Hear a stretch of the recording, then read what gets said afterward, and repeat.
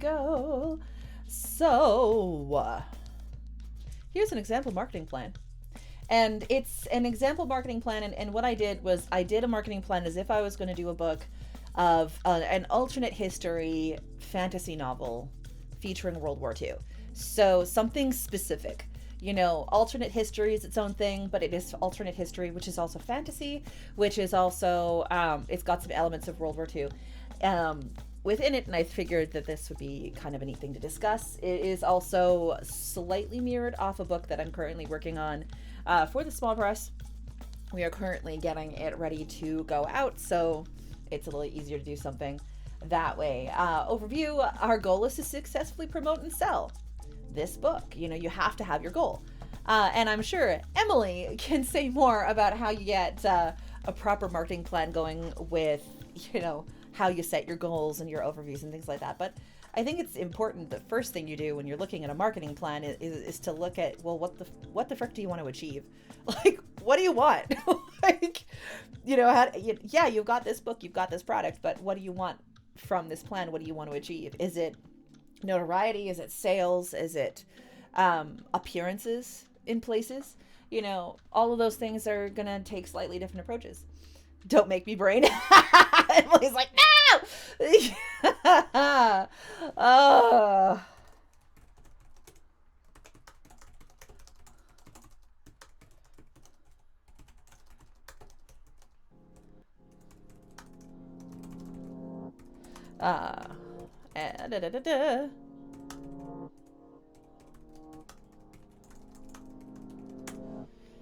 Smart goal. Your marketing. Smart goal. This is a good thing. Okay, so smart goals. Hold on here. This is important. Smart means something. S-M-A-A-R-T.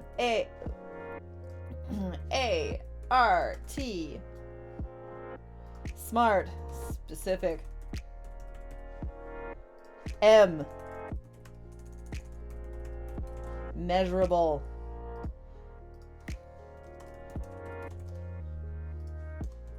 I will remember them all. I know it. Whoops. Now I can't. Hey, Kate Mudd, how are you doing? Now, I always learn SMART goals with the A standing for achievable. Yeah.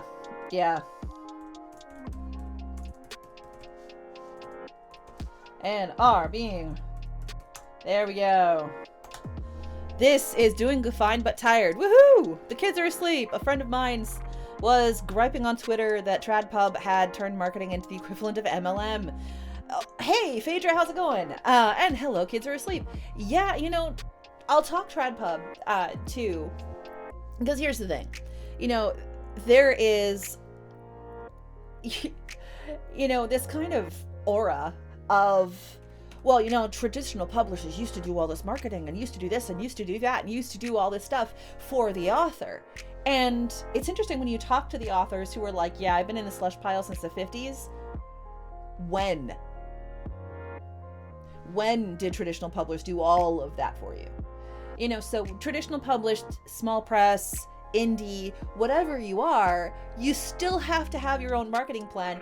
You just may have more people to help you do it. You know, and traditional publishing you have to consider too, and we're going to talk about this further down. SMART goals. Make your goals specific, measurable, achievable, relevant, and trackable.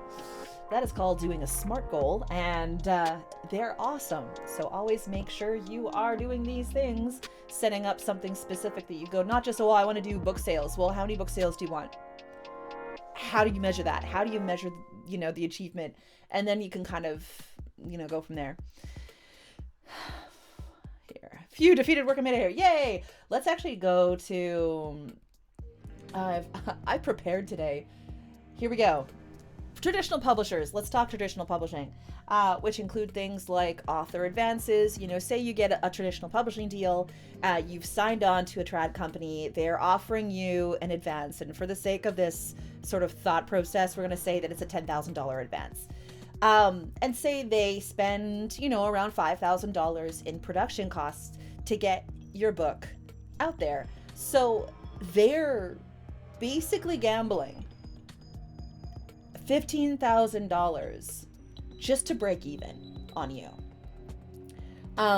Traditional publishing is like that. You know, they have to know absolutely that they're going to get their money back, because otherwise they don't have a business. They can't pay their staff. They can't publish that fun new book from an author that wrote something really cool but isn't as well known, if those old standby books that they know will sell 20,000 copies don't sell. So they have to consider the full business part of that, and that means that they have to take less risks, because again, they can't publish your work if they're failing. Yeah, me more doofs like me working on your stuff. Yeah, that's I'm proud doof. So when you're looking at those break-even costs, and when you're looking at, say, a new author or an author that's not very well known, and their agent or they're looking for a publishing deal and things like that, you know, a lot of the times there's going to be presses that are like, well, we can't offer you an advance on royalties that we don't know you're going to achieve, because we already know that the average novel is going to cost, you know, $5,000-$7,000 to produce, for that company to produce it effectively. And that's not even talking about marketing costs. That's just physically creating the book. So if they have that $5,000 production cost, if they have that $10,000 advance, they have to sell 7,500 copies just to break even. Cries in marketing costs. Yeah, no kidding. Here's your 75 cents. Hey, Melody, thank you so much for the subscription. Whoop, whoop, whoop, whoop.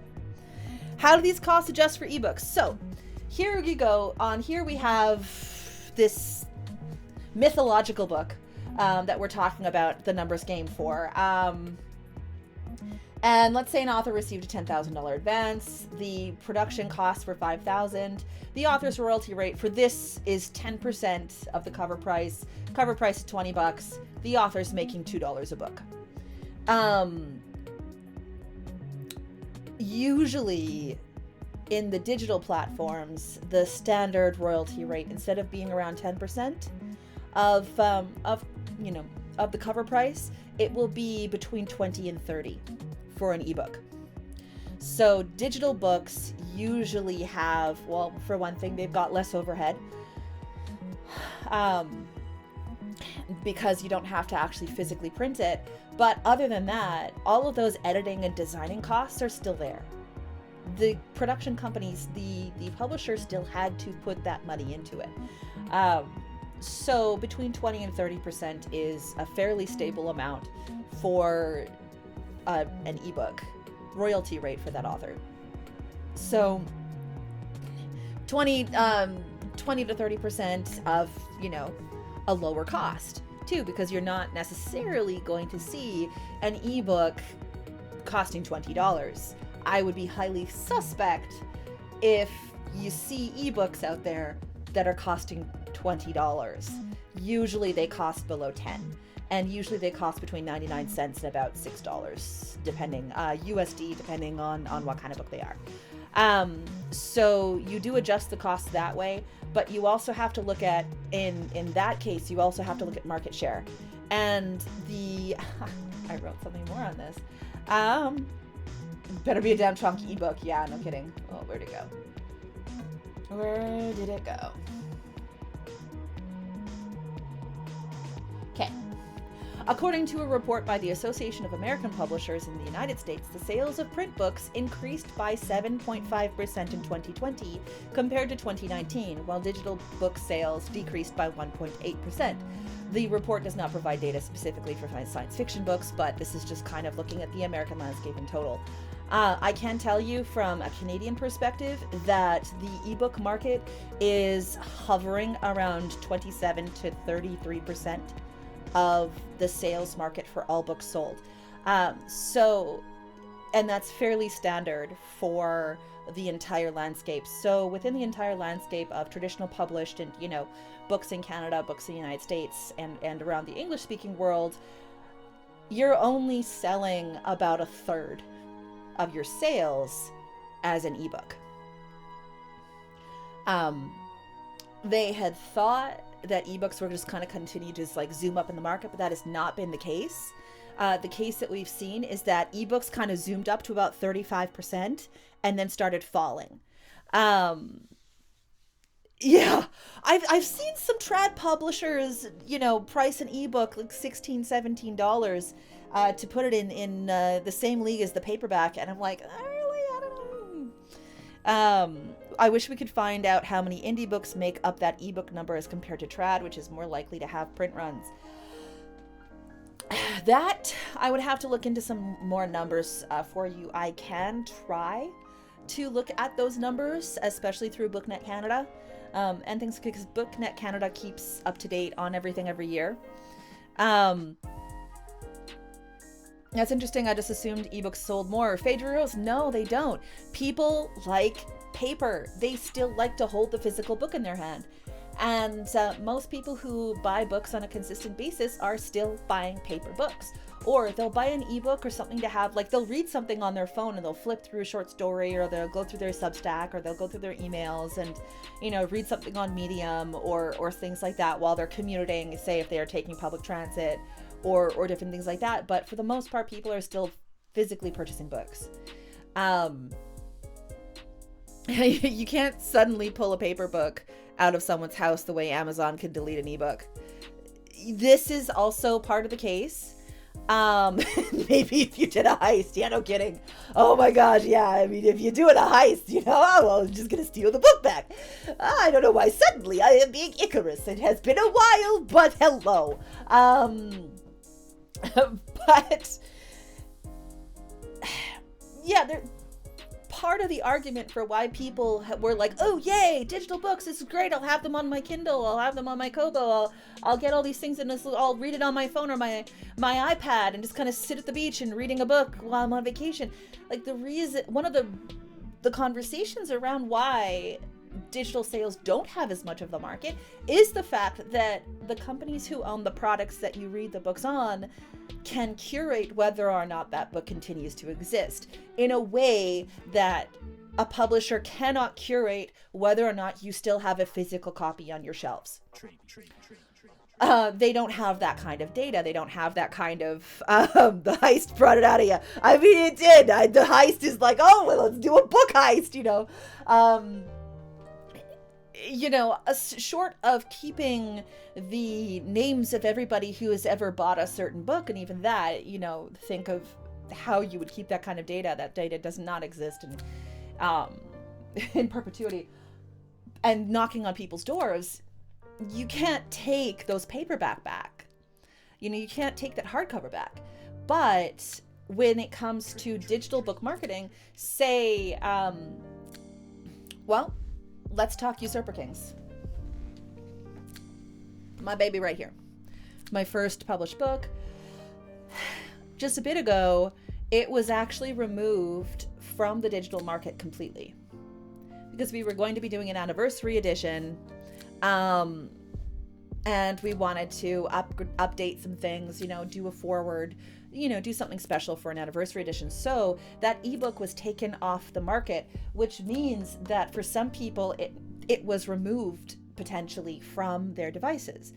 Not a big deal, because the second that we re-uploaded and things like that, then, all of a sudden the update is back, and hey, they have an updated thing. They've got the new version. Hey, everything's all right in the world. But when you sell your rights to your novel or your short story collection, your poetry collection, whatever it is, to a traditional or indie publisher, it is very important, especially now, to indicate that this is for a certain period of time.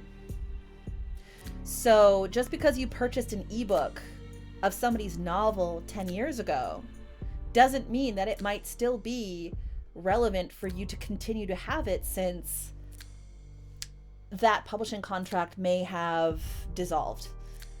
After a certain amount of years, you have to consider something out of print. And part of early digital marketing and things like that for a lot of the publishing landscape, like something we were dealing with like 15 years ago, was, what do you do now with both print on demand and ebooks? Now something is never truly out of print if someone can just download it. And so a lot of publishers had to deal with that by putting a certain contractual amount of time that that publisher owns the copyright, or like owns the right to copy it, owns the right to produce it for. And so once that right is gone, they've got to take that book off. Well, what's going to happen to that digital copy? What's going to happen if you get a new device and you're like, oh yeah, I want to put this back on there. Oh wait, where'd it go? You know, things like that have to be considered, and that was a consideration, especially to make sure that authors, you know, didn't sign contracts where they were like, oh yeah, this publisher owns the right to publish this book until it's out of print. Well, now it's never out of print, so that means that that publisher owns those rights forever, technically. And they could do what they like with it, or just let it sit and wallow.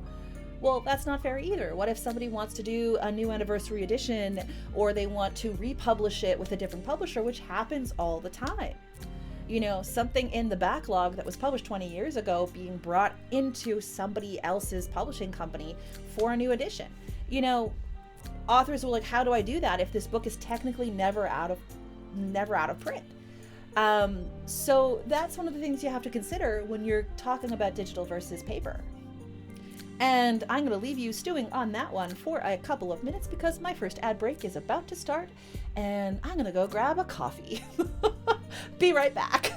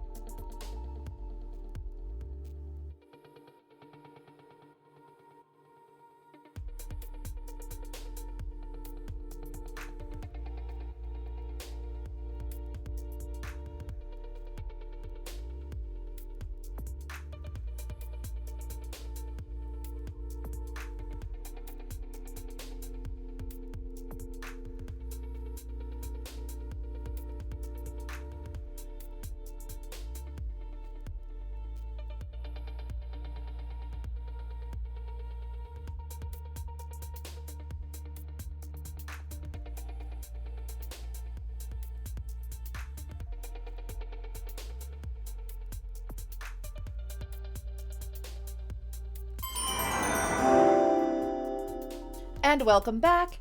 That's just a quick break. Thank you for letting me take that ad break. That helps a lot. Let's keep talking about marketing for the next couple of minutes. And then we'll move on to some content. But yeah, so Daz, you can see how...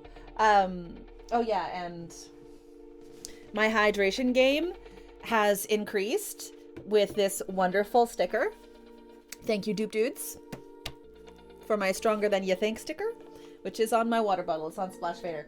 So, yeah, you got to think, too, of things like pricing in this as well. And I mean, you have a little bit more freedom as an indie if you're self-publishing to decide on these things for yourself. But if you're self-publishing, then all of this business angle part of the sales and marketing of your book is up to you. You need to know these numbers. You need to be able to look at a spreadsheet and understand what's going on. Because otherwise, you're throwing shots in the dark. And it seems scarier than it is once you get a spreadsheet working for you and you can just kind of plug in numbers and the spreadsheet does the work, and there's ways to do it. But when it comes to pricing a book, you know, when we were talking about our break-even costs, we were talking about a fictional book that was being, you know, $20 as the cover price, with a 10% royalty, which means that the author gets $2 of profit. There's, you know, that's a nice whole number, which create more nice whole numbers, and that's where things can get a little sticky. Too, if you're looking at, you know, how do you price a book? Well, there's a lot of people who will tell you, well, you know what, I get tons of people that are purchasing my books for $1.99 or 99 cents or, you know, $2.99 online and things like that on a digital copy. And you've got to stop and think, how many people do you need to purchase that book for $1.99 for you to hit your break even? If we have overall cost of $15,000, which, I mean, obviously includes an advance. You could take off the $10,000 and have zero advance and just talk production costs if you want to go indie with it, which will reduce the amount of copies you actually have to sell. But if we're going with that $15,000 and you're charging $20 a book, it takes 7,500 people to break even. That's 7,500 purchases.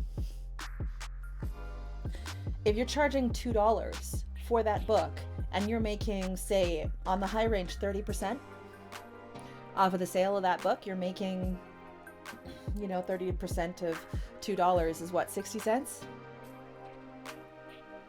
How many thousands of people do you need to purchase that in order for you to break even?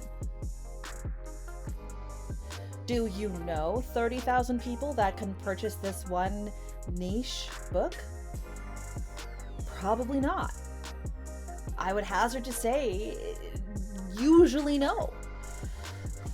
You have to look at, you know, within your genre, what are the popular books? How many are selling? What are the numbers there?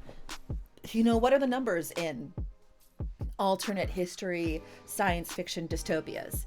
You know, what are the numbers what's the size of the audience? And not to say that only people within that audience will purchase it, but the odds are the majority of people who purchase it will be people who purchase within that genre more of the time. And so in that case, you have to look at things like, oh, you know, you get this writing advice of, oh yeah, I charge $2.99 for this novel. And sure, that's fine for your backlog. Because by that point, if you've got, you know, 6 or 7 novels out, that novel that you wrote 15 years ago can go $2.99 on a site as a sale thing to get people to kind of hook, line, and sinker themselves into reading your books. But if that's a brand new novel, I don't know how you do it. I know people have done it, but it's more of a rarity than a unicorn. So you got to think of that kind of thing too when you're pricing things out. And depending on your distributor, you have to think of how much is their distribution cost. It used to be that a distributor would ask for a discount of 40% off of the cover price. You know, when I first started at the publishing company that I'm currently working at now, The distributors say, okay, yeah, you know what? We'll take your book, we'll put it in these stores, just knock 40% off the cover price, and that's the price that we'll pay you, so that they had that 40% for themselves as profit. Now it's 55.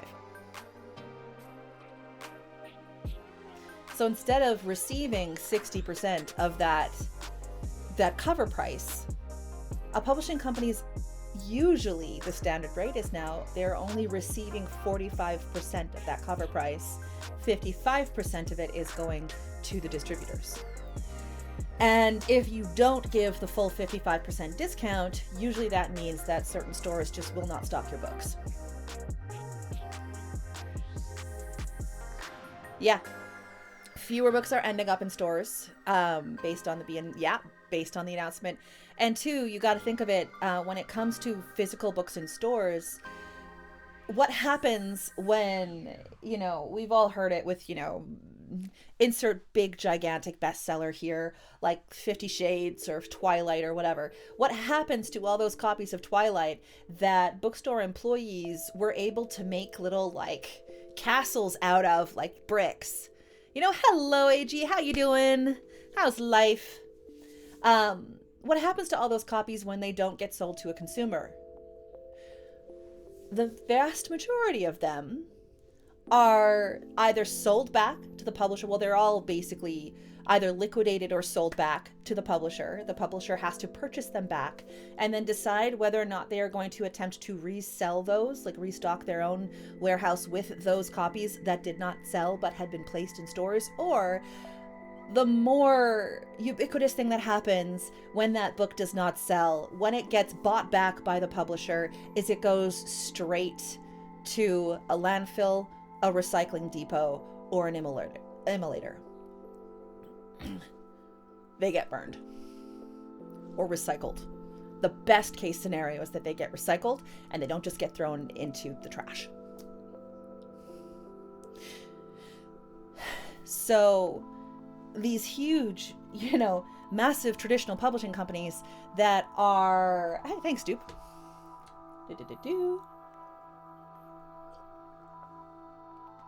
Furnishing every Barnes & Nobles, every Chapters Indigo, every Books A Million with a box per store, selling thousands of copies, in their first weeks as they're being unleashed, and there's 44 books in each one of those locations, and there's 3,000 locations across the United States. Well, the odds are the majority of those books are not actually being sold to a consumer. They're going to either be returned or burned. Welcome, Dupe. Yes, you need a caffeinate. Yes, I do. I do need a caffeinate. So a lot of small presses are looking at that system going, we don't have enough paper on the planet to do that. We just don't. And especially now, there has been such a paper shortage for the last few years, and then especially in Europe, you've got some of the places that were making paper for the creation of books. They actually converted their processes to making corrugated cardboard for shipping boxes.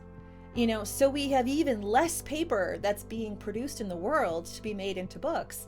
That print on demand and smaller print runs are becoming the much more sustainable option.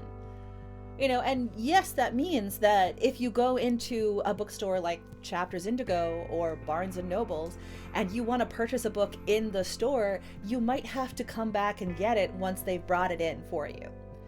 But what that's doing is it's preventing all of this conspicuous consumption of paper and ink and time and energy that all of these gigantic publishers have been doing for ages. Yeah, absolutely need a caffeine check. Yay. So that idea of print on demand, that idea of smaller print runs, that idea of having less physical stock in a store is what I would say almost like to me, it's similar to saying that fast fashion is terrible for the environment and so we should be mending our clothes. Like, it's a similar vibe. especially with the changes in technology now, we don't have to do, the physical gigantic plate, 16 pages, 16 spreads per plate, Gutenberg print run where you have the acid etched plate where that's where the book comes from. We have digital printing now for things like, here's one. This one that just came out yesterday, Girl of Light. This was just hit the markets yesterday. This was digital print, which means that you can print a much shorter print run because it's not going to cost you the labor and the overhead and the physical items to do that print run. And so that means we can go smaller and it can be okay. We have espresso machines. Yeah, you can go print on demand and have somebody in an hour print one copy of your book for somebody to purchase. They can go into Powell's, they can go into someplace with an espresso machine, they can order your book off of that online catalog and it will be printed for them and bound in an hour. It means the overhead is much higher, and so the cost to the publisher, the cost to the author is a lot more, so the author ends up making less profit on that book. But it also means we don't have to worry about stacks and stacks and stacks of books going moldy in warehouses, or being liquidated, or being, best case scenario, recycled, worst case scenario, thrown into an immolator and burned. Thank the God someone else knows about this joyous piece of tech. Yes. Yes, I do.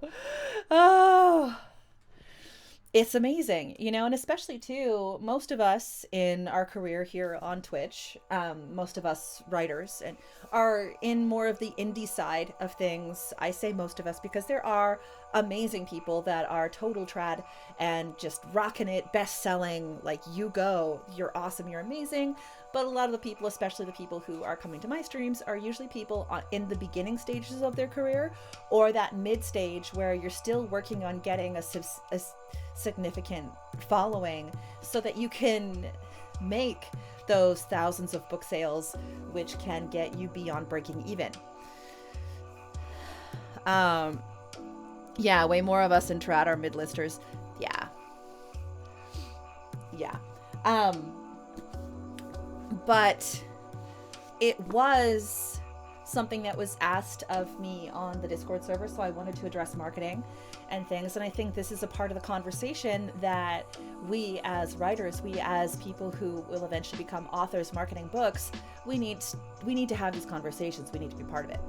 Author Goddess says, I can totally support an entire bookstore that is actually a coffee shop, and you can check out the one hard copy on the shelf than buy the paperback on demand. Yeah, and more mid-listers are looking to go hybrid. Yeah, very true. Yeah.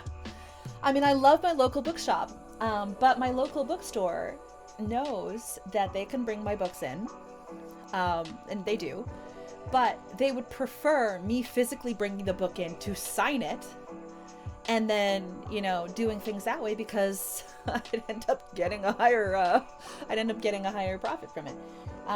But they're sweeties. They're wonderful. I love my local independent bookstore.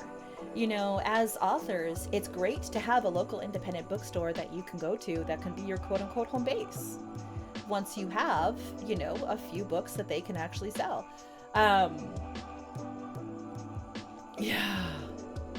Where do audiobooks fit in all this? Audiobooks are, in this case, audiobooks are a different market.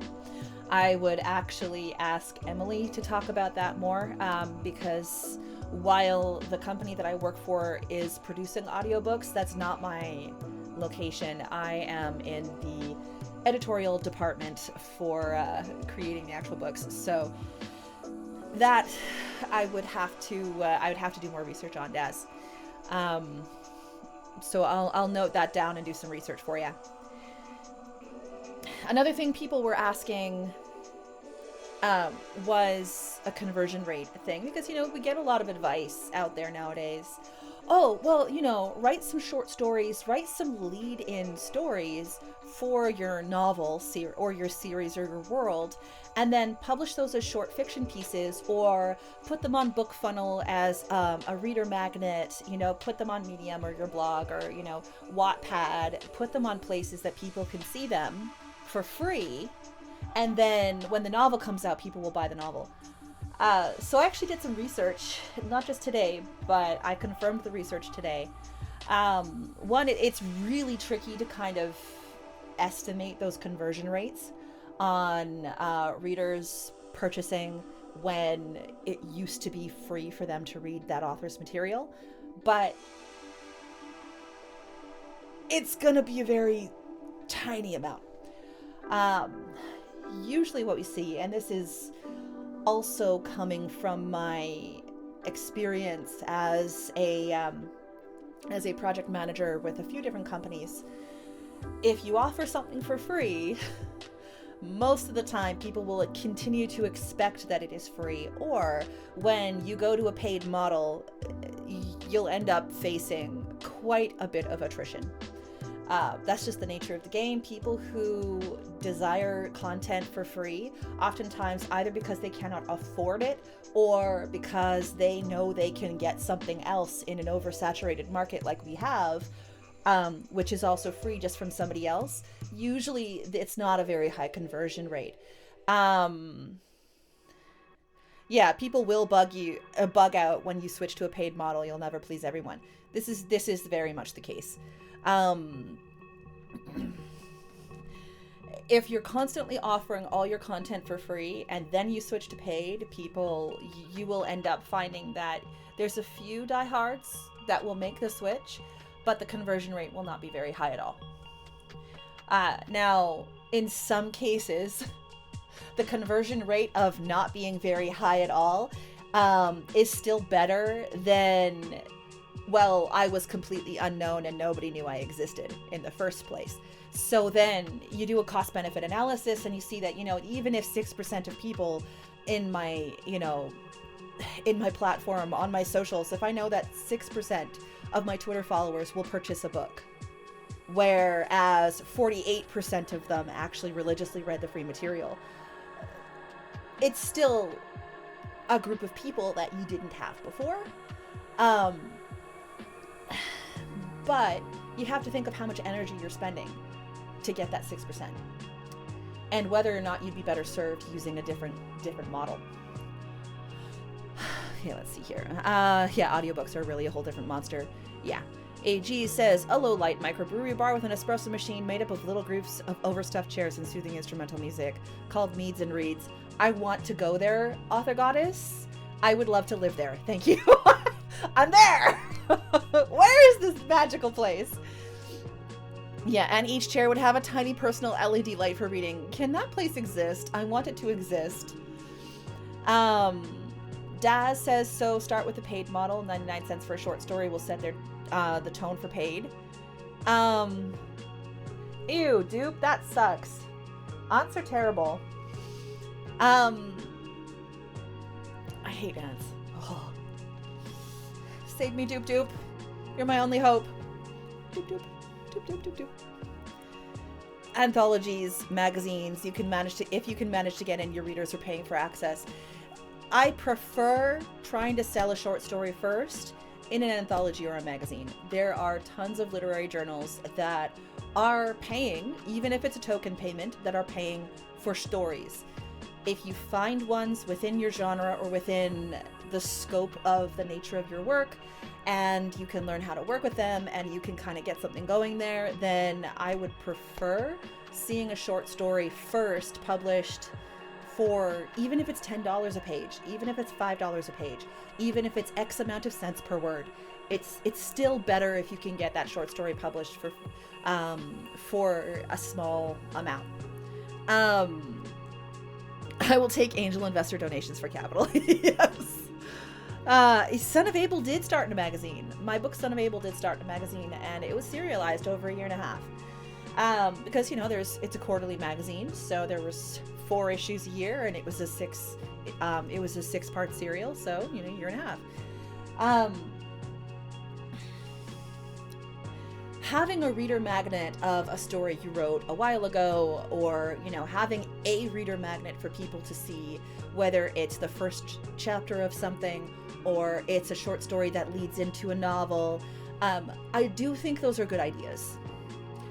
I do agree with the idea of a reader magnet, whether it's something on BookFunnel where it's a, hey, join this author's email list, join the email newsletter, and you get this free reader magnet short story. You get this free reader magnet, you know, part of a novel. You get this free reader magnet.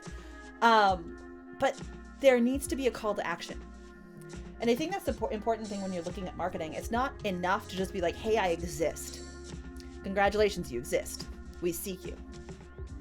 You know, if it's somebody like me, you're looking at me right now, you're like, yes, I can tell you exist because, you know, if this is CGI, it's done terribly. But it's not enough to just say, I'm here. You then have to say, I'm here and you can read my work if you do this. You do this and I will give you this. It's that exchange. And when everything's free, there's no exchange because the consumer just consumes, they just take. And of course, yes, well, you know, they give you views, they give you, you know,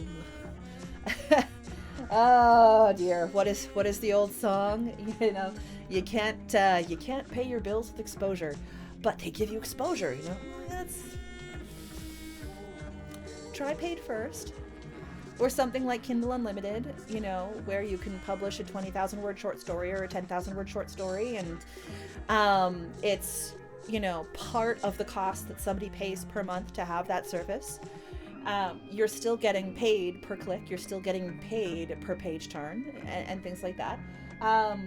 It could be something like BookFunnel, where you have a short story, or say you're 5 novels deep into a series and you give the first novel out, you know, 10 years through, you give that first novel as the freebie to get onto the email list, and then the other novels, you know, continue on. But if you're just getting started, then I prefer a shorter reader magnet, a short story, something that immediately ties into the nature of the work that you're attempting to get paid for, because it's a lot harder to convert people who are used to getting things for free to a paid customer than it is to attract a paid customer in the first place. So Kickstarter, yeah, hey, there we go. Yeah. Emily says, if you're not adding a call to action, you're not doing it right. LOL, always tell your audience what to do next or where to go. You're very convincing CGI, Sapha. Yay. Yeah, Author Goddess says, if I managed to develop even 10% of my ideas into actual products or businesses, I'd be Jeff Bezos rich. Nice. And Dupe is lurking. All right. Phaedra says, I need to master the cliffhanger for my future free novel. You know, yeah, you know, I still prefer the short story, or like releasing a chapter or something like that. But yeah, you know, so yeah. And then we were talking a little bit about short story collections, you know, the difference between using a short story for a reader magnet or marketing, selling it to an anthology or selling it to a literary journal, that kind of thing. There's a difference between that and making a short story collection. All you have to do is think of your bookstore, think of your local bookstore, find the short story collection section. I'll wait. You're usually not going to find an entire section dedicated to short stories. You're going to find a part of a shelf beside the poetry and the literary criticism, the literary theory books, with a few short story collections. Or if you're lucky, you're going to go to the Neil Gaiman section of, you know, science fiction and fantasy novels. You're going to find Neil Gaiman's name, and you're going to find Smoke and Mirrors has been placed beside American Gods. You're not necessarily going to find a section dedicated just to short story collections. Short story collections are notoriously difficult to sell. Anthologies are a little different. But single author short story collections are notoriously difficult. Yeah. And cliffhanger. Yeah, chapter cliffhangers are a lot easier. Yeah. Cliffhangers anger a lot of readers. Lack of cliffhangers angers no one, says Author Goddess. This is actually quite true. And the reader knows kind of what they're getting into. Yeah. Yeah, cliffhangers. People have feelings about cliffhangers. They really do. It is shocking. For those of you who don't know, Neon Lieben ends on a cliffhanger for one specific reason. It got to be too big, and my publisher cut it in half. The second half of Neon Lieben is called Emptiness at the Center, and it is due to be released early next year.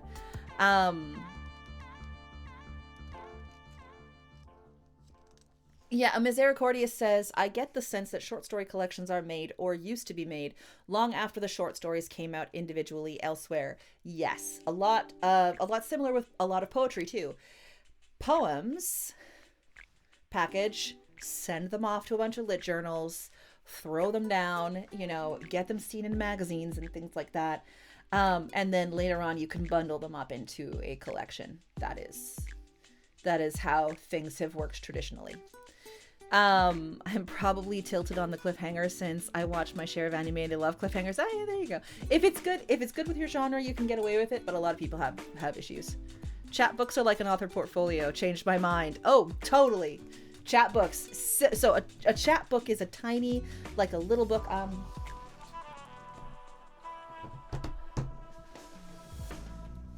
I don't have one of mine here, but I could show you a chat book. They're just tiny itsy bitsies.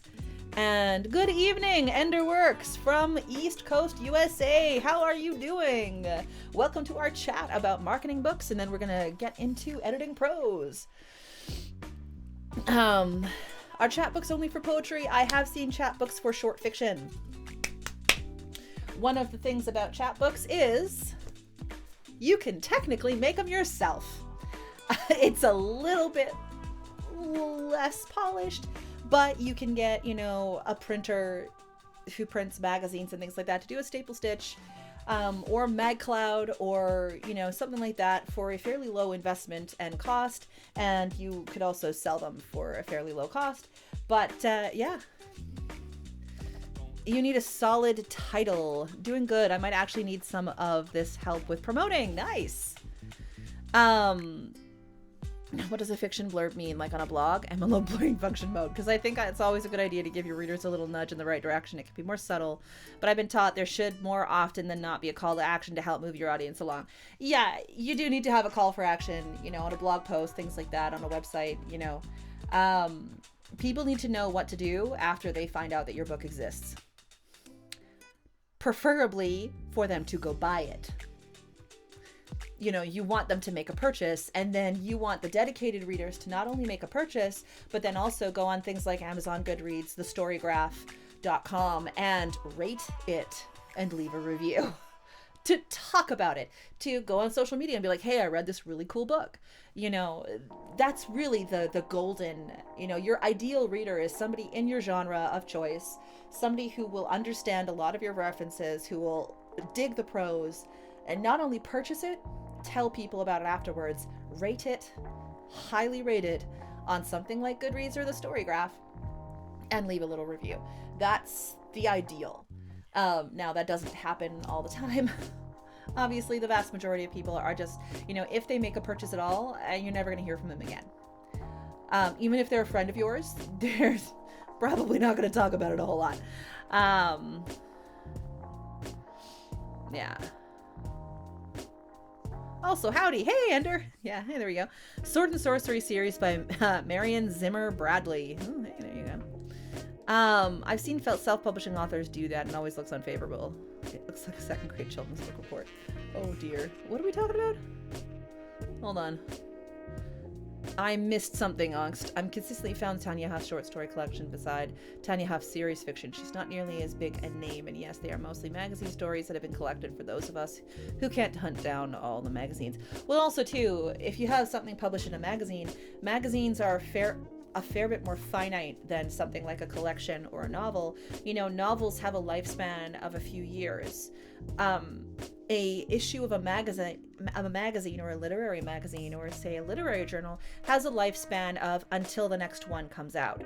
So whether that's 3 months, whether that's 6 months, whether it's 1 month, that is usually the lifespan of a magazine. People don't tend to go back into the backlog to find something of an edition of a magazine that ran 4 years ago and try and find that short story.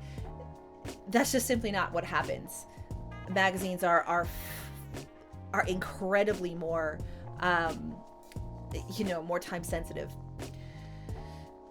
Imagine reading the back of a book and have the text tell me to read the book. Pouts make me. Yeah, no, the back blurb of a book shouldn't say go read the book. That's different. When I talk about a call to action, I'm talking about like that post on Instagram, that that book trailer, that discussion piece. Like maybe you're an author on a podcast and they're giving you 30 seconds to talk about your book, and you're going, okay, yeah, it's called Girl of Light, it's by Alana Gomel, and you can purchase it on ebook and digital on the following websites. Thank you very much, have a great day. Like, you still need to tell them you can go get it, not just that it exists. But on the back of a book, it's a little different. Our mag puts out a new story weekly. That's really cool. What's your mag? The kids are asleep. Give me the links. And when I talk about literary journals and magazines, I actually used to work for one. So I have a decade of experience in the literary journal market as an editor. So marketing sells your book, back of the book blurb sells your story. Yeah, Escape Pod, sweet. Throw down those links. Throw those links in for Escape Pod, please. The kids are asleep. That would be really cool. I'm gonna look that up. There we go.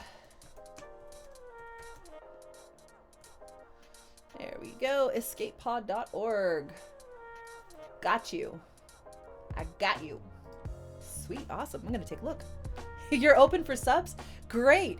Here, hold on here. Is your submission information? It is guidelines right there. Beautiful. Via Moksha. Nice, nice.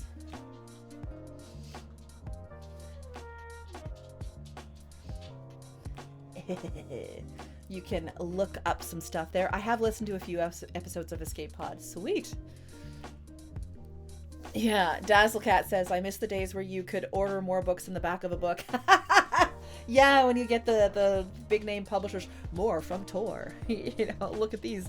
You can cut this page of the paperback out and send it back with a self-addressed stamped envelope, and we'll send you another book.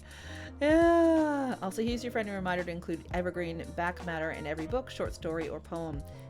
Evergreen back matter is a lot of fun, especially if you're running a series. For those of you who don't know what evergreen material is, when we're talking about marketing, when we're talking about promotions, that is material that does not have a time span. Again, you think a tweet has a lifespan of a good 20 minutes, give or take 18 minutes. An Instagram post has a certain lifespan. A blog post has a certain lifespan. A book has a certain lifespan. But there's some parts of your content that don't necessarily have a lifespan. Like that short story, unless you're like, oh man, I gotta take it out of here. Like that short story is going to be something that people can remember 50 years after you're dead. Having that kind of evergreen material around to remind people that you exist in between books that you're publishing is golden. That's a really good thing, and obviously you want to make sure you're not kind of throwing it out there too much without variation. You want to make sure that you are consistently making materials so that they have new things to read. Calling myself out on this. Yes, Char and Ash is still coming. Yes, it's going to take a little while longer. But having that stable of short stories, having that stable of poems, having that, that first chapter of a series that you're letting people read is important to do. Like author website profile page on the Zon, yeah. Though the order from the back page actually seems set up only for American readers. Yeah, I did. Patreon, Ko-fi. Now, I'm usually working with... Okay, hold on here, let me...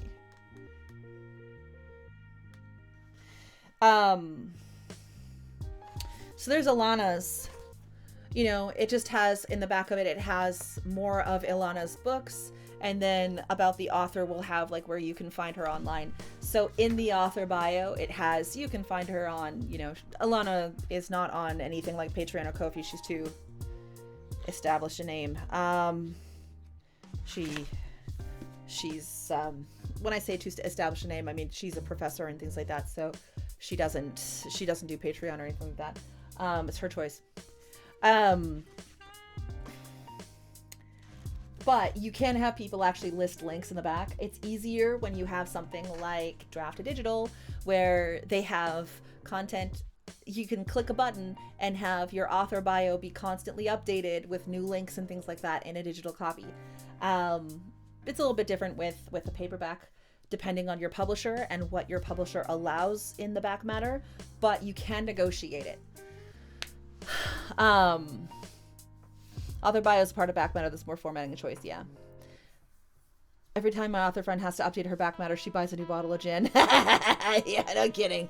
Oh, yeah. What I meant by established is more of, depending on what industries you're in, you know, having something like a Patreon or Ko-fi or things like that is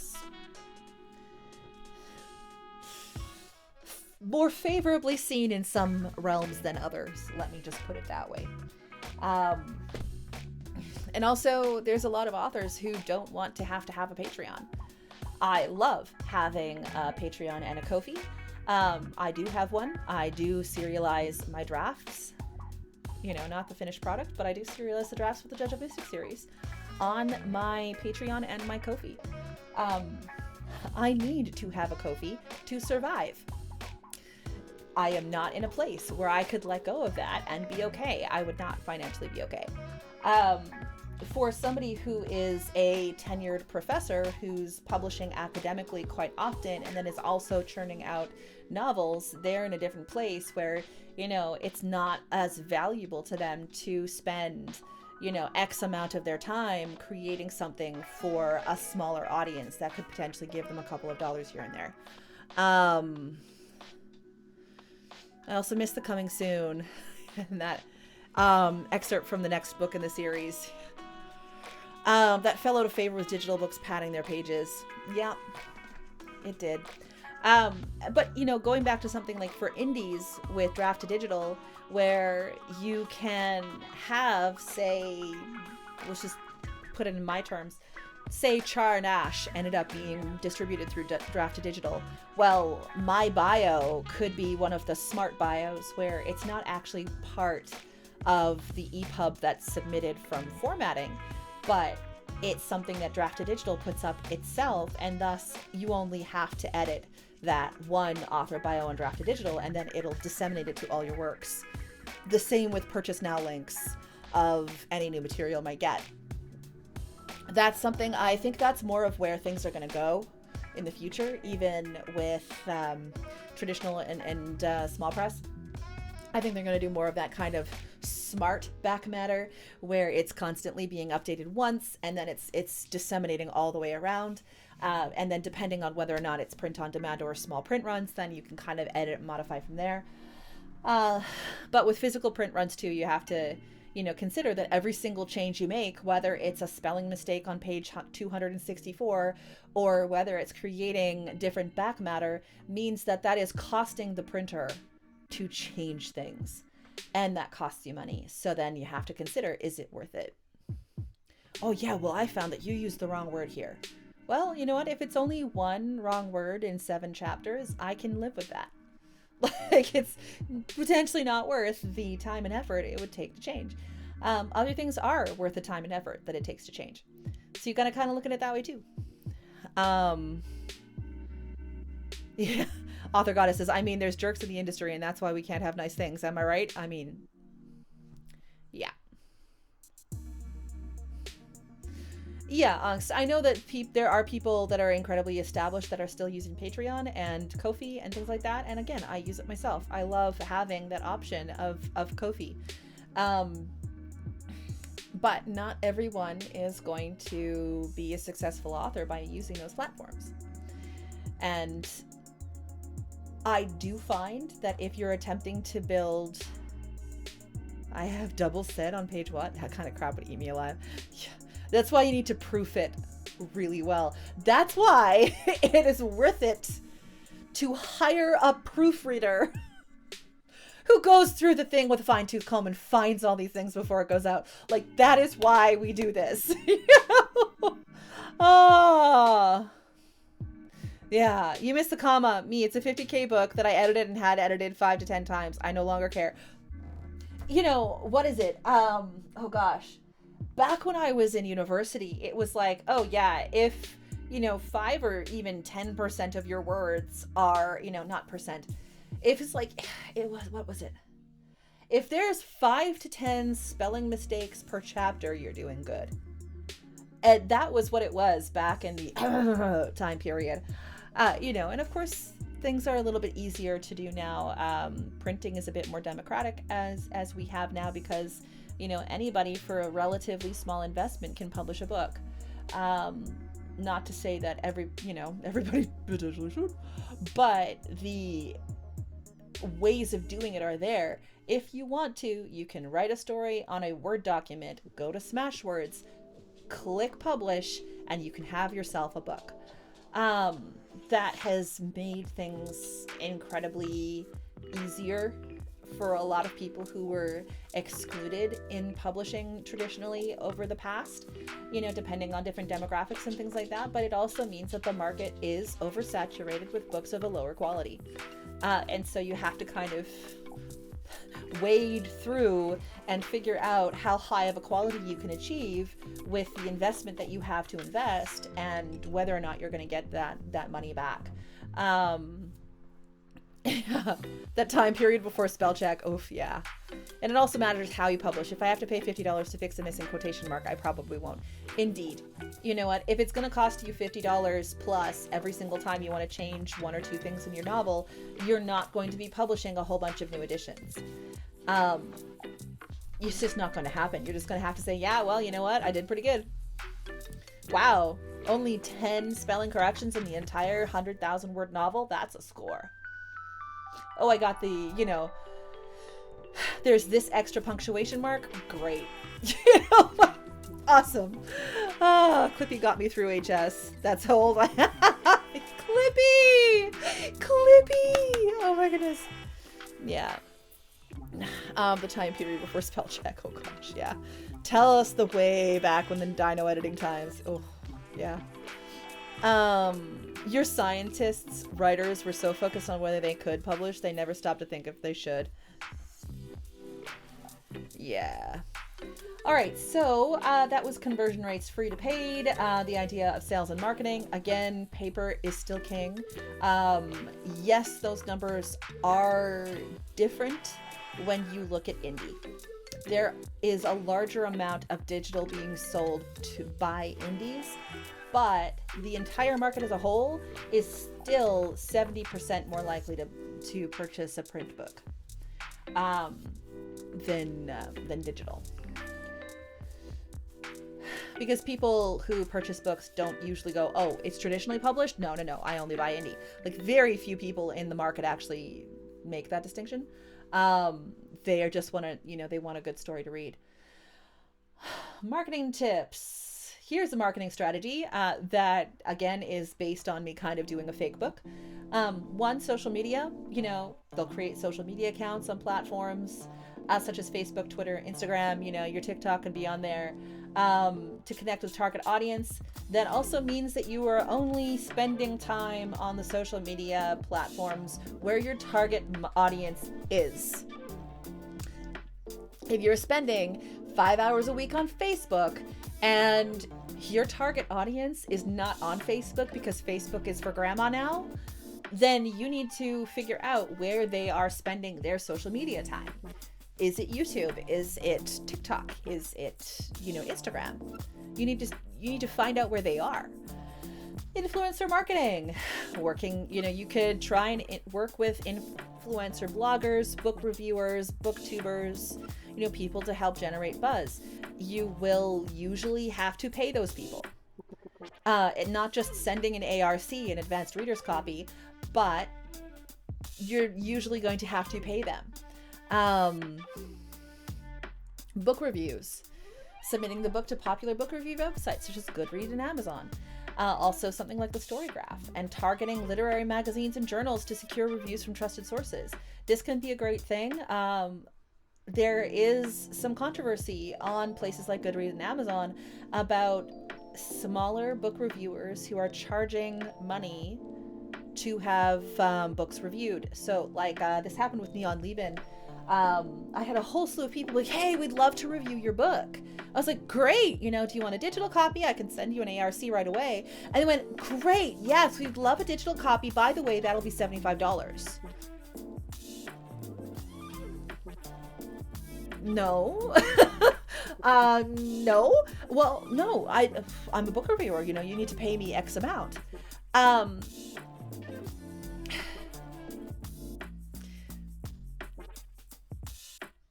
Technically, if Goodreads finds out that you paid somebody to review your book, or Amazon realizes that you've paid somebody to put those stars up and put a book review on, that's against the terms and services. You can get that review removed. You could also be looked at pretty unfavorably. That's not cool. Yes, something like, there are companies out there who do huge book reviews and things like that, to be used on the back of a book. Like Girl of Light has a Kirkus review on the back cover of it. That was paid for by Elena Gomel. Elena Gomel paid to have a Kirkus review done. And now that's not something that could just be like, oh yes, Kirkus gave it 5 stars on Amazon. That is something where you then take that and you can put it on the book, as in, praise for Girl of Light, back matter, praise, this is what the New York Times had to say. Like, that's how it can be used. It can't be used in necessarily in other kinds of things, like on Goodreads, that kind of thing. So people who are like, oh yeah, that'll be $50 and I'll give it 5 stars on, Goodreads or Amazon. No, that's not okay. That's not what we mean by getting book reviews. Book signings still happen now. These have been drastically changed since COVID, but they are starting up again. Book signings can help if you already have a following of people who are willing to show up. Even people like Margaret Atwood have been to tons of book signings where 2 people showed up and one of them just wanted to get out of the rain. Book signings can be expensive to put on, and they don't necessarily always have full seats. But they can be a good thing if you're doing a tour. Email marketing. Again, doing that reader magnet to get somebody interested and then getting onto an email list, like your email newsletter. Advertisements, targeted online advertising. Here's the thing with targeted online advertising, though. The way that has been implemented on places like Facebook has changed because of a whole bunch of legal battles in the United States last year. And several years ago. So the ability to target specific people is actually changing. So you have to watch out about, again, it becomes really important. You have to kind of know artificially on the sideline where you're going to find, that certain amount of people, whether you need to spend that online advertising money on something like BookBub, or if you need to go to, say, Instagram or such to do it. Book awards. Book awards are a little bit like book reviews. Like, you can spend money to get into a book award and then usually never see anything come out of it. Sometimes you do. A lot of the time, it's a lot of running around. Which, if you have a publicist to do, that's great. If you've got a publisher who's willing to spend the time, that's awesome. But if it's you yourself, then there are indie book awards that you can sign up for. They'll cost you a couple $100, depending. You know, sometimes they give deals. But if you have $300 to spend on advertising for X amount of months, and you spend 200 of those dollars on one book award entry, then you have to consider whether or not that's a valuable use of your time and your money. There's a bros. Oh, hey, wait, hold on. Hardcore libs are on Mastodon. Yeah, you can go on Mastodon. That's true. I mean, I know nothing about that stuff. That extra comma is your free gift with the purchase of the book. Yeah, no kidding, eh? If you have $300 to spend on marketing, get a book, bub. For those of you who are... Oh, wait, I'm in an ad. Okay. I'll be right back.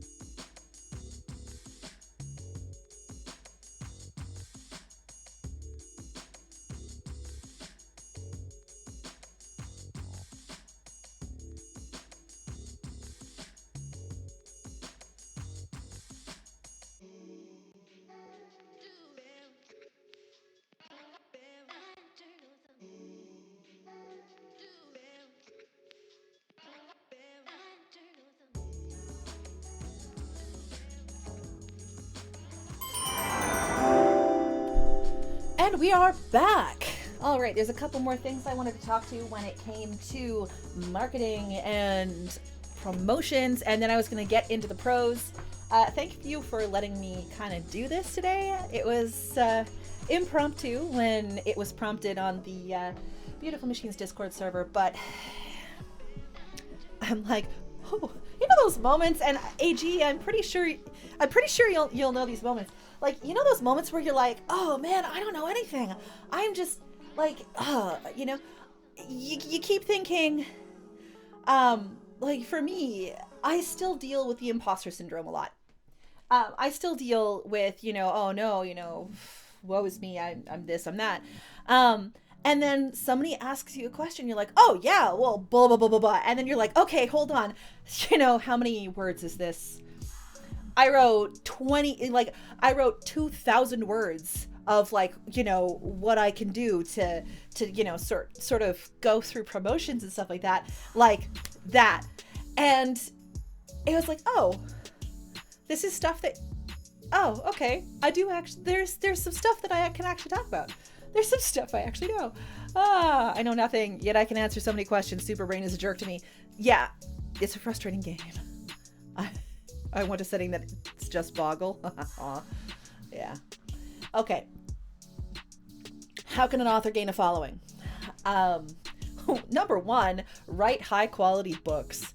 This should not be news. If you want to gain a following as an author, you should try and write high quality books.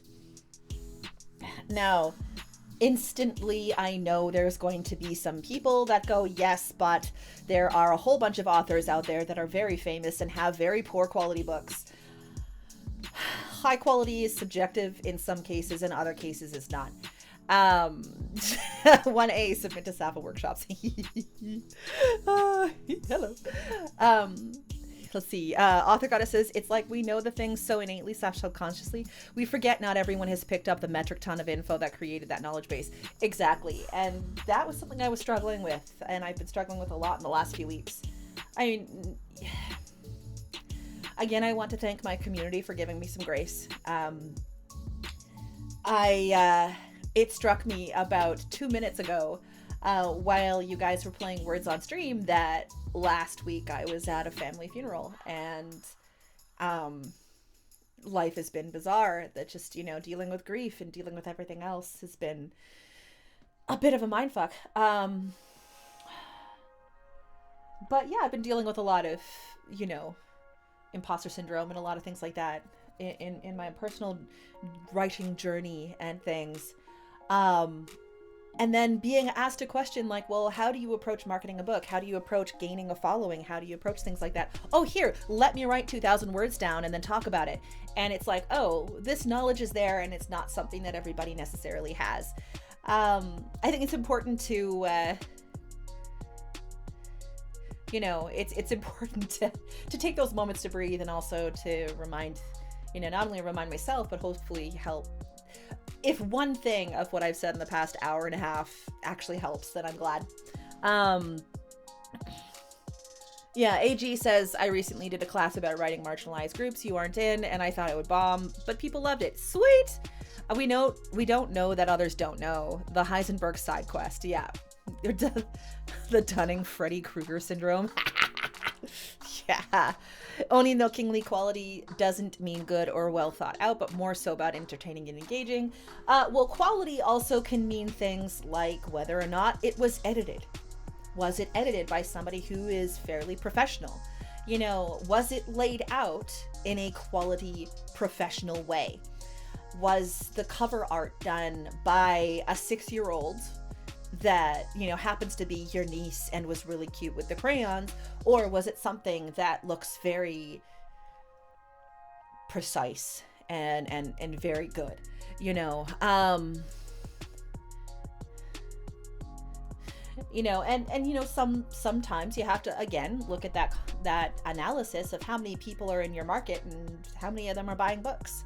And what are they looking for in a book? You know, pulp fiction was all the rage at one point. You know, you get the penny dreadful and you know that it's probably some schlock that was written in a day and thrown out there on a press. But that's why you buy a penny dreadful, because that's what the dreadful was. You know, pulp fiction has its place, while at the same time, work that is meant to be taken critically also has its place.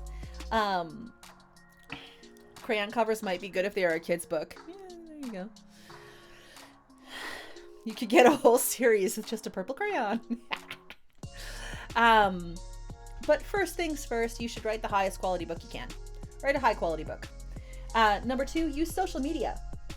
Social media platforms can be a great way to connect with readers and build a following. You can also share about your books, writing process, personal life. I'm not a huge fan of sharing personal information or things about a personal life, other than the fact that yes, I exist, you know, but it's a good way to interact with people. And I think it's important when it comes to social media that you recognize that time you spend on social media, that you budget for social media time, needs to be spent not only on your own posts, but also interacting with other people's posts if they're within your genre or your scope. Like, if all you do is talk about how your book is so great, but you never, you know, click like on somebody else's book and go, yeah, you know what, I really liked it, good job, then you're missing most of that interaction. So make sure when you're using social media to also budget some time to interact with other people within your genre and actually develop conversations and friendships. Yes, but never yellow. I love these cookies. It's personalizing.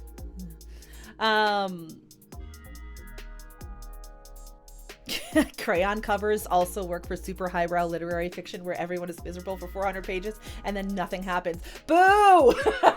No! No! Why does all highbrow literature have to be depressing lately? Like, why? Oh. 3, build a website. People need to know where to go to find your shit.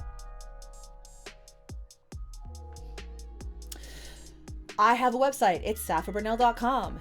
You want to look at it? Boom. saphaburnell.com. There you go. You can find my stuff there. It has links to basically everywhere. Get a home base. Websites are the best. They are. Slice of boring life. It is my nightmare. Yeah. You should have a website. It should be well designed. It should also be currently designed. You know, yes, we have, you know, our kind of, you know, our design Bibles and things like that. You know, we've got this, well, you know, I always use this kind of font and I always do this and these are my color palettes and things like that. But you should be making sure your website is updated. If somebody goes to your website and it says at the bottom, copyright 2018, and nothing has been updated on it since then, you are doing yourself a disservice. Go back, edit your website. If you don't have the time to do it, find somebody who can help you out with that. Go on something like Squarespace. Get, you know, a website where you can click a button and have a whole bunch of stuff already there where you could just kind of insert your content here and there and everywhere, and there you go. Like,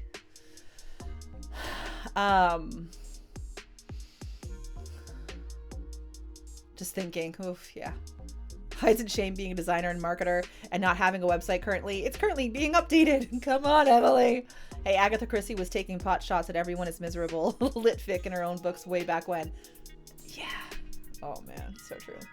And then number 4, this is not going to be very nice for the introverts in the room, but attend events.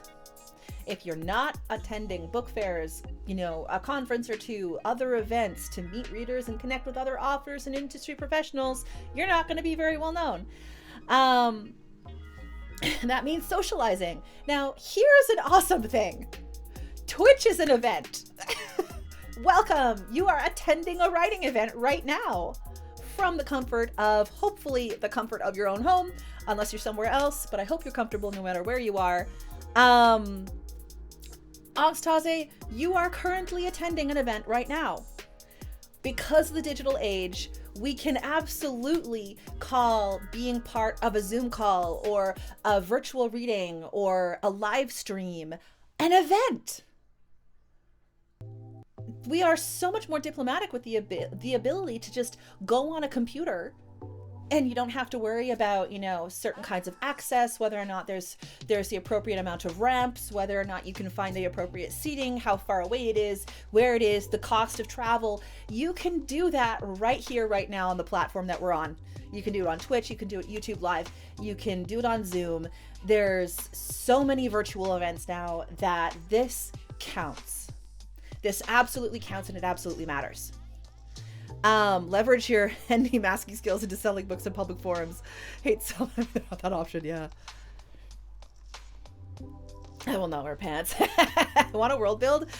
Why? Yeah, World Anvil is having a world building con digitally this month. Like podcasting, Podfest digital event is coming up in a few months. Like, I think it's an incredibly encouraging thing that now we don't necessarily have to, spend that time to travel to events. It is still important once you're once you know that you're going to get that cost back, you can go to physical events, and if you get one of the very elusive, live conference spots, being a speaker at a conference in person, and they actually pay for the travel and stuff like that. Hey, if you get that opportunity, take it.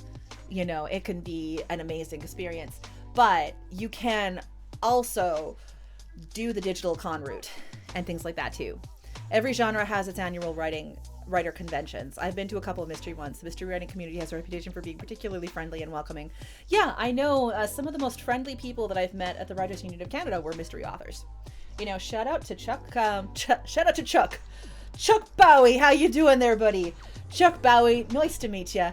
If you want to read a mystery novel, check out Chuck Bowie. Chuck Bowie's a lot of fun. He's a Canadian mystery author,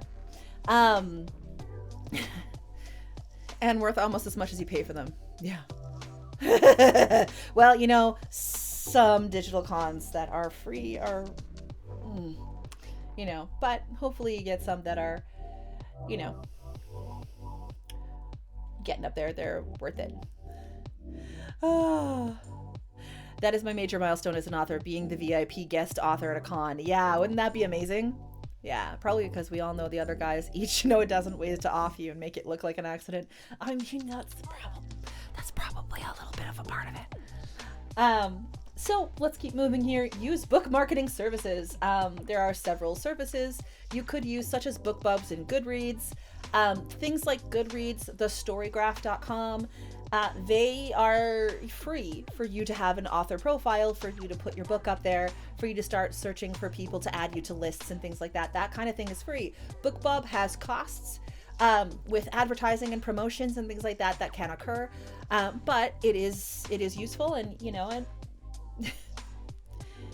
if you can market your book and have thousands of people buy that book without you spending a penny, I admire you. How did you do it? What sort of magic did you use?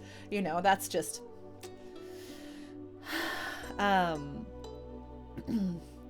seek reviews. Positive reviews can help build buzz and attract new readers. This is great, especially if book bloggers and reviewers are reviewing, and they'll take your book. One thing about seeking reviews, though, too, is there's a lot of book marketing services who are like, oh yes, we have X amount of followers on Twitter, we have this many followers on Instagram, when you pay us $100, we'll shout you out 6 times in a month and that kind of thing. But you have to look at who their followers are. A lot of the time with a lot of those guys, their followers are the other authors that have paid to use the service, not necessarily people who are looking for more books. So you got to be careful when it comes to, finding the right kind of service. Ooh, Flights of Foundry. Link me. Ha ha ha ha. Magic marketing doesn't exist. Yeah. You're going to sweat for it if you're not spending money, which isn't a bad thing. Just depends on where you spend your time versus money. Time is worth something. Time has a cost to it. You have to make sure that you're putting your time in the right places. Thank you. Kids are asleep. Boop. Collaborate with other authors. Collaborating with other authors on promotions, giveaways, and other events can expand. Going on a podcast, talking about your book with somebody else, being a guest on a stream. That's part of collaboration. You know, so these are things that, like collaborating with other authors, that doesn't necessarily have to cost you more than the time it took you to find the right people to work with. You know, that can be one of those things you can do without necessarily putting money on the table. Fan pages for specific genres or authors that are similar to your book are good to follow. Yep. And this brings us into the idea of a target market. I'm using cyberpunk here as an example because, one, I'm a cyberpunk author, and it was a pretty easy one to just be like, target market research, go! The target market for a cyberpunk science fiction novel would typically include readers who are interested in science fiction, technology, dystopian or futuristic settings. This audience may also include fans of cyberpunk films, video games, and other media. This is bare bones, like not intricate, but just to get yourself started. Who is your ideal reader? I have said this while people are getting their stuff looked at. When you're going through the editing process, when you're going through the writing process, who are you writing this for? Well, I'm writing it for myself and my friends, and I just kind of want to write my own story. Okay, that's great. Congratulations, you did something amazing. That may or may not be commercially viable. You know, and you can go flip, well, I'm writing it for this specific kind of consumer, so I better do all of the buzzwords that, that serve that consumer. Well, that could be very mechanical and oftentimes not very enjoyable to read on the flip of that. So you have to kind of be aware of what your target is. Where are you going with this? Who are the people that would most enjoy reading the book? And when I'm talking about an ideal reader, I'm not talking about the only kind of person who will read the book. I'm talking about the person that would be easiest to get you, for you to get them to read it. The most likely person to pick that book up and enjoy it.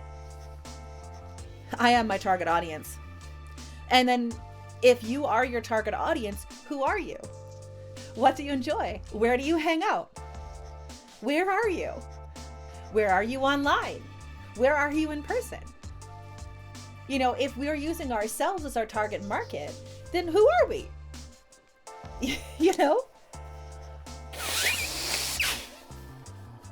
Ugh.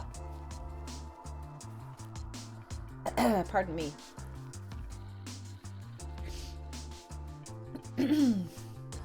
So we do need to be aware of our target market and our ideal reader too, because again, like you saw earlier, if it cost, say, $5,000 to produce a book, and you know that in order to sort of break even on that, you need to sell, say, 5,000 copies to break even, then those copies need to come from somewhere. But that also means that you can't be spending $10,000 you don't have marketing something that you might break even at 5,000 on.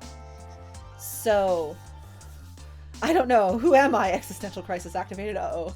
Sorry. If a book is only going to sell, say, 8,000 copies, then as a publisher, you can't be spending $4,000 on promotions for a book that might net you $500 in pure profit. You can't do it.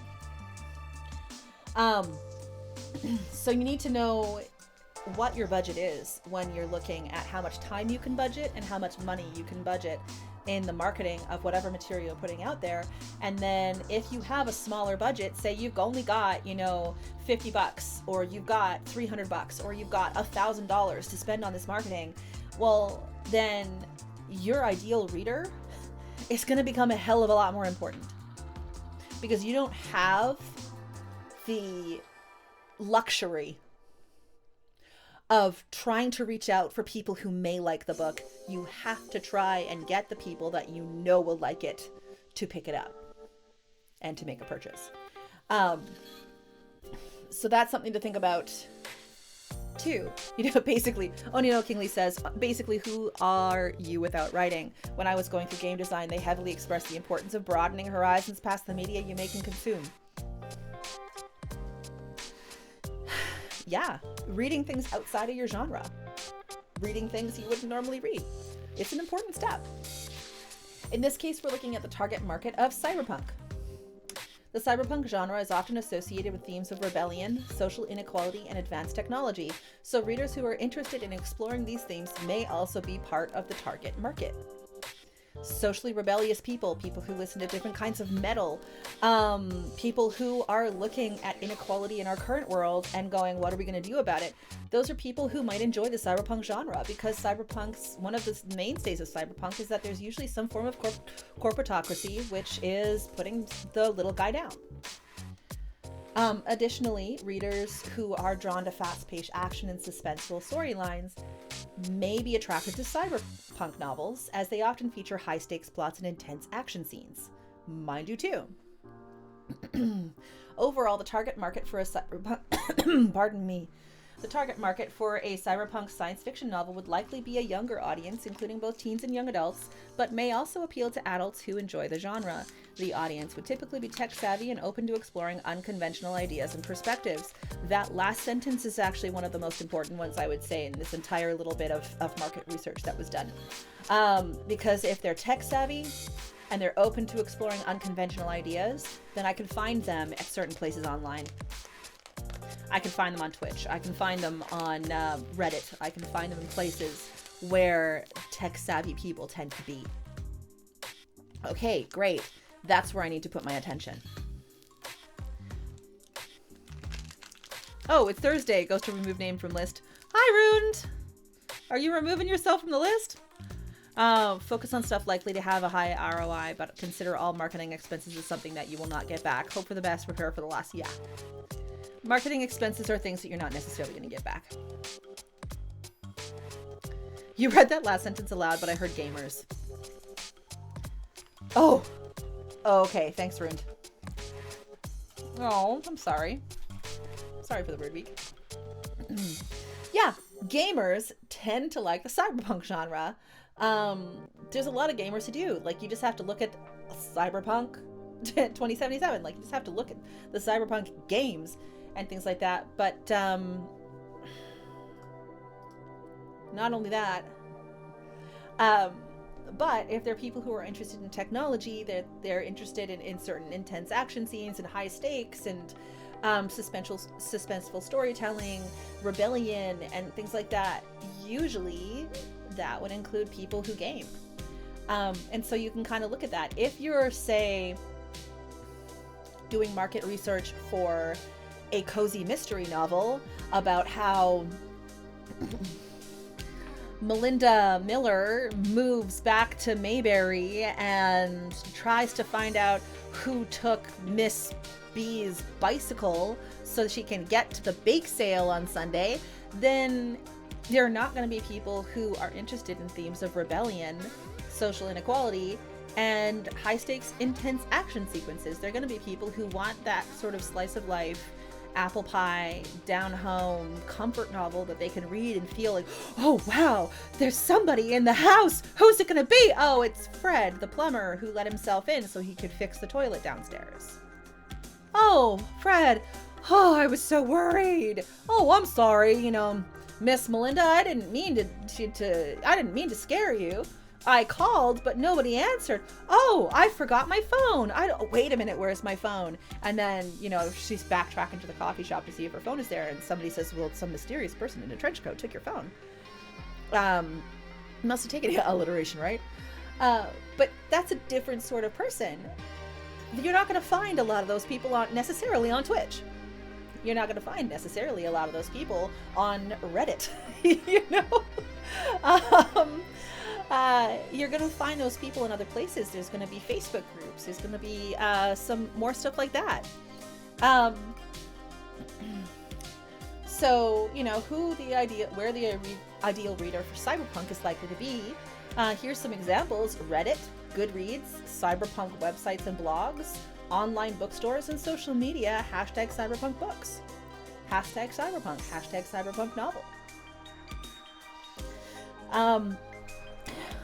Find out where they are. If you're looking for a younger audience that is, between the ages of, early 20s to late 30s, more of a masculine bent, and of a certain income range, the likelihood is you're not going to find them on Facebook, you're going to find them on Twitter. If you're looking at a different kind of demographic, you're looking at something like Instagram. If you're looking at a younger demographic, you're probably looking at something like TikTok. You have to find out where they are going to be spending their time in social media and how you can kind of condense things into only spending the time and effort there. And that means that you're going to start a marketing plan and you're going to start doing social media and doing all this stuff.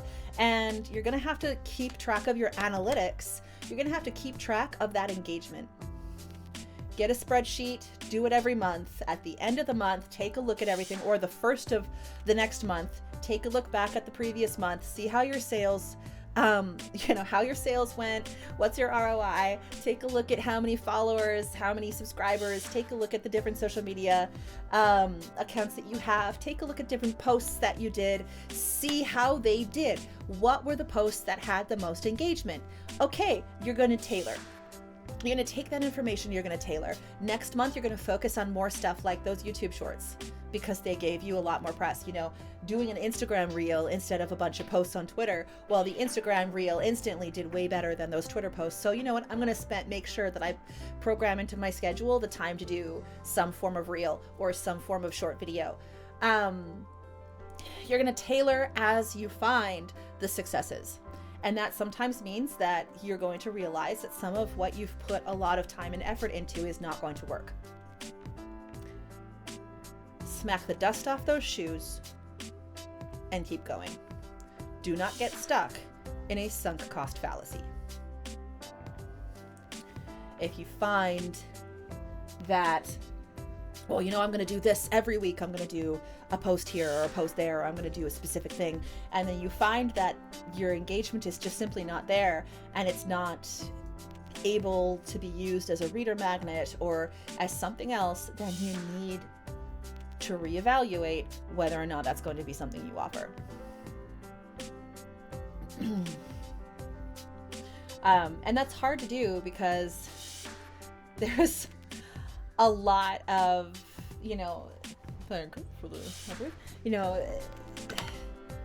when something doesn't work that you put your heart into, that you're like, but I love doing this, but I love doing that, but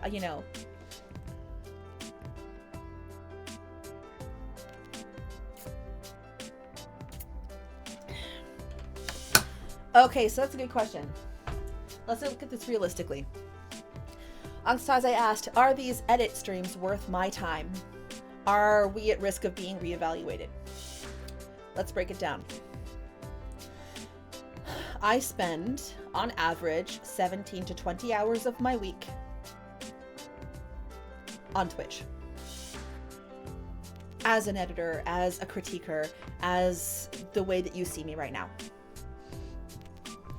Between my subscribers, my Ko-fi tips, and my Patreon patrons, and the ad revenue that I make on Twitch, I make the equivalent of about 20 cents an hour.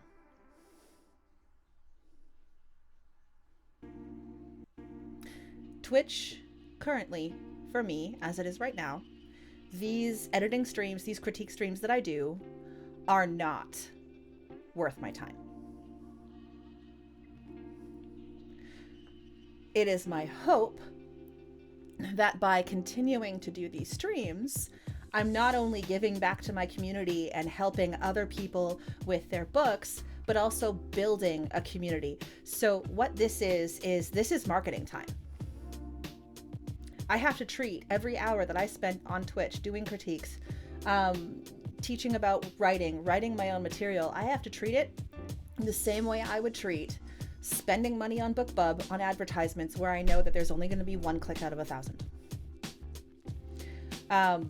It is building me a community of people who know I exist and who I hope go onto my Discord server or my website, but at least on the Discord server, continue a conversation and build a community. Financially speaking, it's a trade-off. It's not.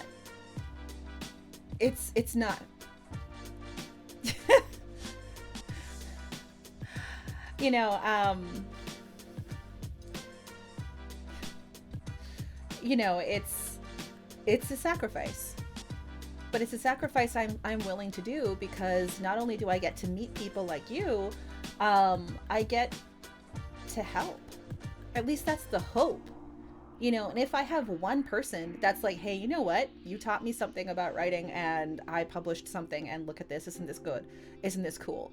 Like, that's awesome. You know, that's giving back. You know, I've had people say, well, no, you need to charge more and you need to do this and you need to do that. And, you know, financially speaking, they're right. Am I in a great financial situation right now? No, I'm not. But there's a lot of people in this world that are not in good financial situations. So all I can do is continue to push forward and to continue trying to write my books and getting out as many of the Judge of Mystics books as quickly as possible as I can. And allowing that sense of traction to help stabilize things. And then Phaedro says, I did buy a book after finding your stream. Yeah, you know, and that's the true reason. You know, if you want to talk about the Sapha selfish reason, of course, I would love it if the majority of people who come to these streams also eventually buy my book. I would love it. You know, if they become Ko-fi members or Patreon patrons, like, amazing. That would be a true gift. You know, that would be a true blessing. You know, every one of my subscribers helps me with, you know, that $2.50 I actually get to take home from their subscription. You know, that does help.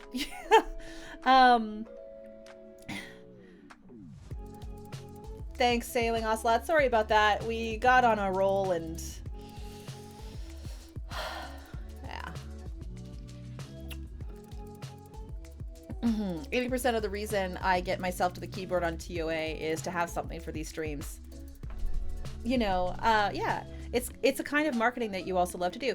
Yeah, I feel like I can actually contribute something positive to this world, and I think that's another reason why I do it.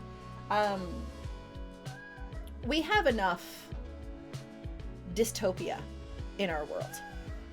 There's inequality, there's environmental disaster, there are wars, there's diseases, there's our world is a mess. And I realized years ago that I needed to find a way that I could try and pull us out of that entropy. You know, that even if it's something like helping somebody craft a story, at least it's something positive that can push us forward and can help us through. Yeah, I do actually make more from, especially Ko-fi. Ko-fi, I make basically 100%. Patreon takes a bit more. Ko-fi doesn't. I make more off of Ko-fi than Twitch subs. Yeah. So I've got Ko-fi Gold. It was a gift. And thank you very much for the gift, the person who got me Ko-fi Gold.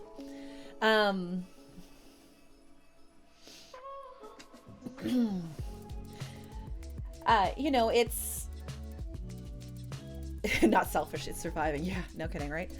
But you know, if I can be here to help people craft the stories that they want to craft, and to encourage people to see through things and to investigate and to research and to read and to write and to build beauty into this world, even if it's beauty built from catharsis and from situations where we're taking somebody in a place of panic and bringing them to a sense of wholeness, that is worth it.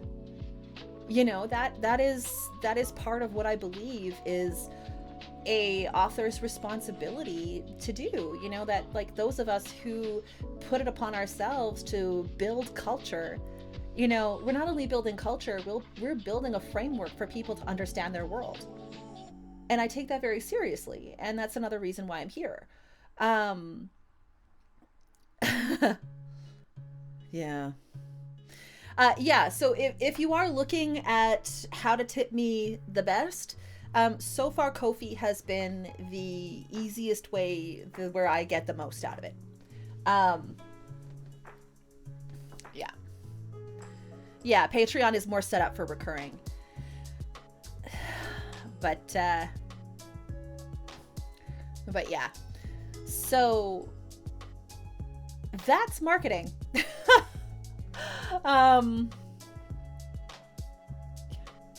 that's marketing, and that's promotions, and that's part of what I view things to do. And I mean, I write in cyberpunk. Cyberpunk is post-utopic.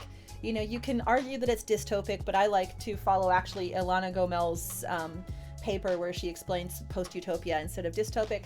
You know, cyberpunk is about rebellion. It's about injustice being fought. It's about, these visceral things. And yet, I see my place within that narrative to be one where I want to take that moment of chaos, that culture of chaos, and I want to try and fix it. I want to try and find ways to create wholeness out of somebody who is, a character who is broken or a character who is breaking, and I want to sort of build from there and eventually get to a place where everything's going to be all right. That's how I view a lot of my fiction. A cold stream today. Yay! Okay, good. So the past tips went through to the most. Yeah.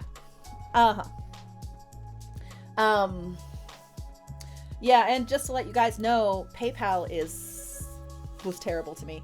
PayPal decided, I got a tip from one person, and PayPal decided to remove me from an ability to use PayPal because I got paid. Yeah. So I've been finding alternatives to PayPal. Just to let you know, they can just decide at their whimsy that because you got a donation, you are against their TOS, and they will remove you from the ability to use PayPal. So I'm using things like Stripe, Skrill, and Square, things like that. Yeah, PayPal is trash. Yeah. PayPal, you want me to say something else, then reinstate me. Yeah. But yeah, everything we do when we're on a platform like this, what we're saying on social media, what we're saying, actually Melody had a lot of really good papers that I saved. I have to kind of go through my bookmarks and find them again.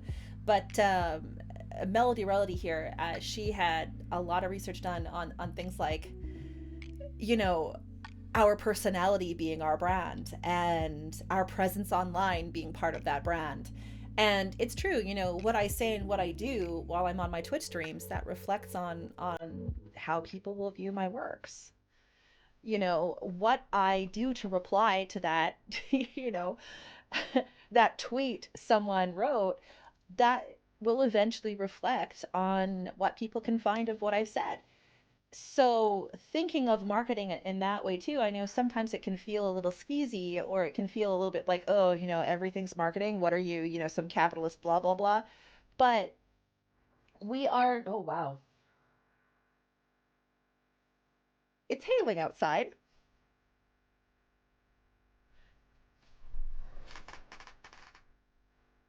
Oh dear. Okay.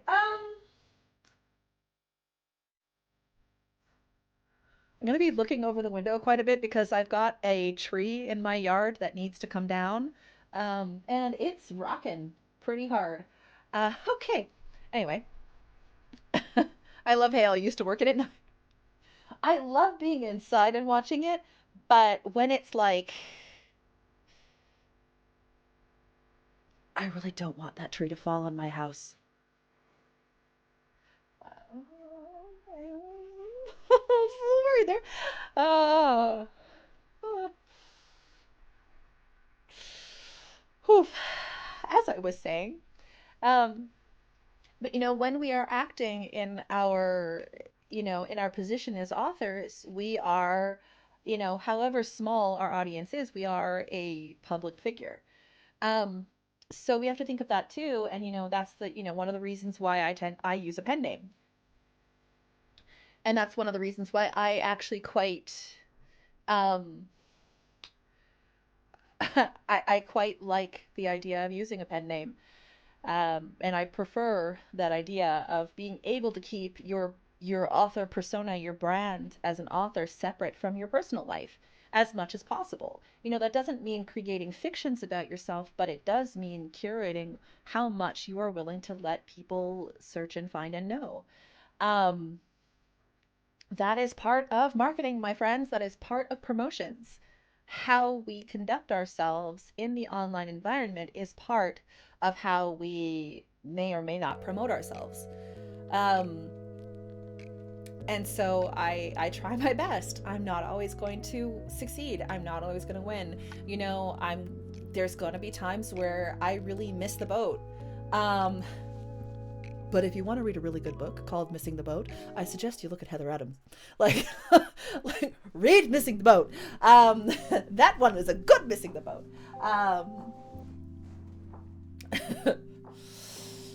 Seriously though, if you want to see a really good book,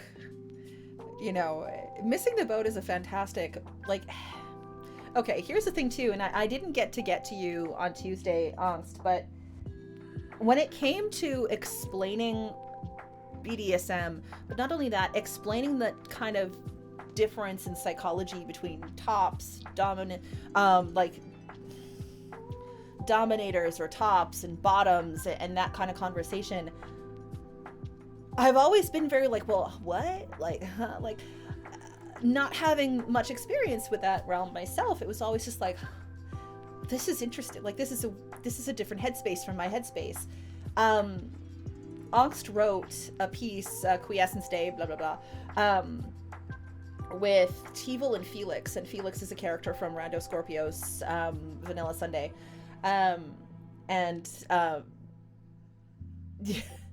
Felix is very much not a bottom. Yeah. Here's BDSM from 2 tabs over. Yeah, Felix is very much not a bottom, but the conversation between Felix and Teevil and the way you wrote that piece on Quiescence Day, it was as if all of a sudden the light had turned on and I could psychologically understand what the fuck you've been talking about for the last year and a half, where I've been yes, all of this BDSM, I'm attempting to understand because this is not my world. It was as if you turned the light on. It was one of the best pieces of trying to understand the mental framework and the psychology behind characters that I've seen in years. Anybody who's interested or curious about that sort of alternative lifestyle needs to read that. And I find it similar with Missing the Boat. I think that that's where it lives, and that's where it needs to be. Yeah, viewpoint character who's struggling to help reader who's struggling. Go figure, right? Yeah, that was an aside. But I think it's a very good aside. Oh, Sapha, mind if I say something real quick? It's from Sleep Deprived Minds, so might not be coherent, but the earlier spiel on the value of streams got it on my mind. Go for it, Rind. But yeah, just to kind of... sorry. Oh my goodness. Oh, that was lightning. Okay, that was really close lightning. I might lose power.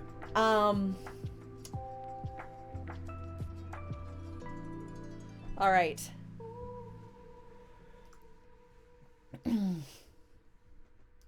Yeah, did you hear that crack? That was boom. Yeah, it's close. Okay. If I lose power, I will try and let you know on Discord. Well, you'll probably see it when all of a sudden my stream stops. But yeah, let's move to Desdemona's piece.